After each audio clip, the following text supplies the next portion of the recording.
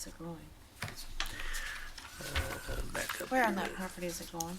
It's in the back. Where, Back corner, is where I put it, basically, Where there's a shed currently? Yeah, so the current shed, I'd like to move that out and put this one there. So I have a two-story home, so this wouldn't be, definitely be lower, plus the property does slope down in the back, so it's lower in the back shed. so you're anticipating just extending the drive in some form Possibly. from the side of the house Yeah, back to some it? gravel. I have a utility trailer that I would wanna put in there, get it out of the side, and my truck too.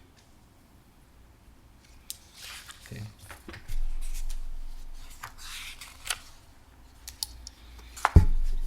Do you have plans for it? I mean, like an actual, I haven't signed the contract yet because of the variance. I want to make sure I got that signed contract. And I'm looking at gray broke flooring with new pole barns. That's Yeah. actually an example of my friend who had one built in Springfield. We really appreciate people being proactive. Okay.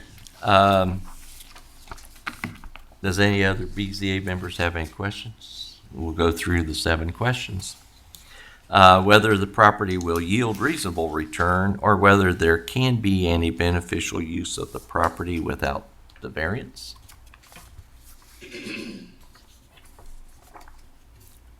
Whether the variance is substantial. You're going 5 feet higher, but it'll still be lower than But yeah, much lower than my your structure. Whether the variance is substantial, whether the essential character of the neighborhood would be substantially altered, or whether adjoining properties would suffer substantial detriment as a result of the variance. He is going to match colors.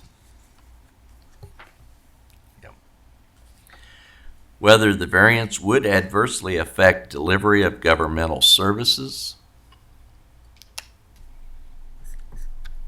Is there an easement at the back of that property? Would he be far enough off of that? I Or have he to can double be. check that. Seems to me there's an easement runs down between those at the rear of the properties. I think you may be correct. Telephone, Some drainage, I or believe. is it a drainage easement? I think. Okay. And then whether the property owner purchased the property with knowledge of the zoning restrictions. Not until you're ready to do this, correct? Okay, thank you. Question number 6, whether the property owner's predicament feasibly can be obviated through some method other than the variance. And then whether the spirit and intent behind the zoning requirement would be observed and substantial justice done by granting the variance. So again, I ask, does any BZA members have any questions I don't think I do. or comments? Make a motion to approve the variance.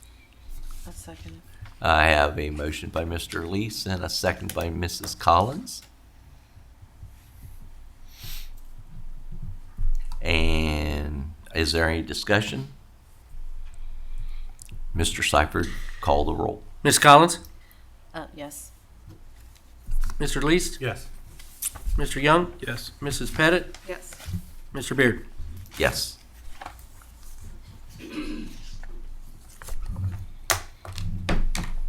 Mr. Chairman, may I say a couple things? Yes.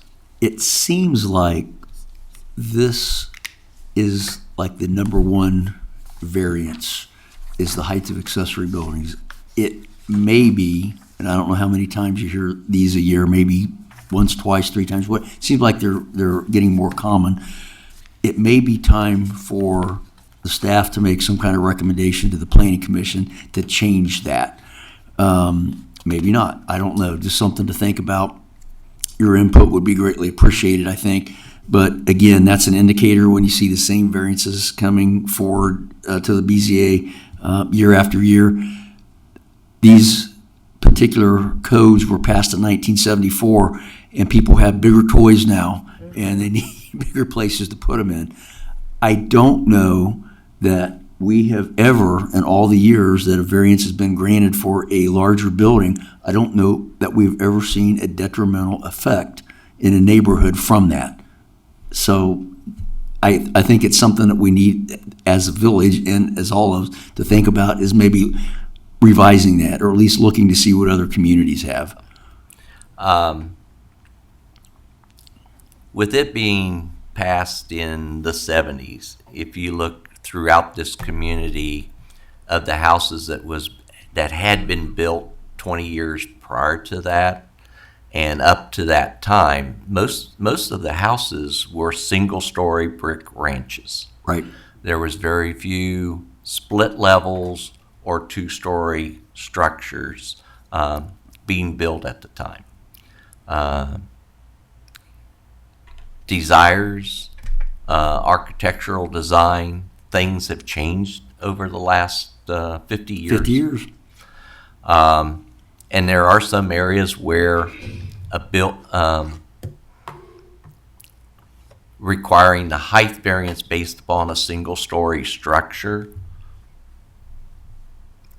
may not be appropriate based upon the type of housing that is currently in that development. Because take Houck Meadows, for example, which is where Mr. Hunley is at. You're talking structures that are 20, up to the eave line, the roof line is 20 feet. Right. With 2 stories. So that is likely something that the Planning Commission would want to look at, to maybe come up with something that would fit the development. Yes. Well, it's also nice not to have a million vehicles sitting out in your front yard like we do, which I am very well aware of. We added the concrete just to at least push it out of eyesight, because some of your neighbors don't like all those vehicles out there. And people have, each kid has one. I mean, I know even the neighbors, they've got 5 cars over there all the time. Yep. So, okay. If there's no old business, any new business, our BZA hearing will be adjourned.